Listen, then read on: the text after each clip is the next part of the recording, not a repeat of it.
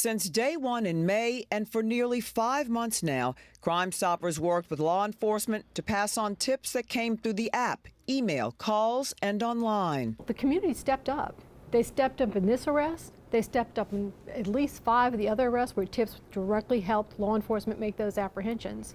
But it just shows the strength and the power that the community has. The most came in on Groves. We received thousands of tips on the fugitives. In particular on Mr. Groves, it was several hundred tips, probably about 500. All of those were investigated, but the latest tip turned out to be right. And now someone is due $50,000 in reward money.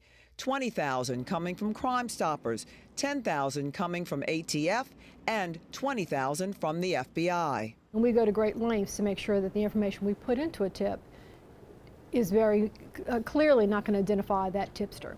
So for us, we give a tip number, and that's the only way we communicate with our tipsters. The reward is completely hands-off, a cash reward paid out through a bank.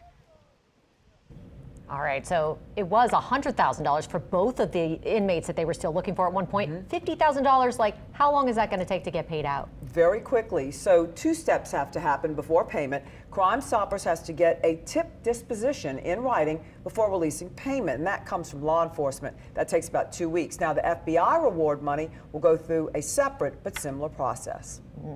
Interesting. All right, Meg, thank you so much for that. And we will have continuing coverage on what led to Groves' capture and what comes next now that he's in custody.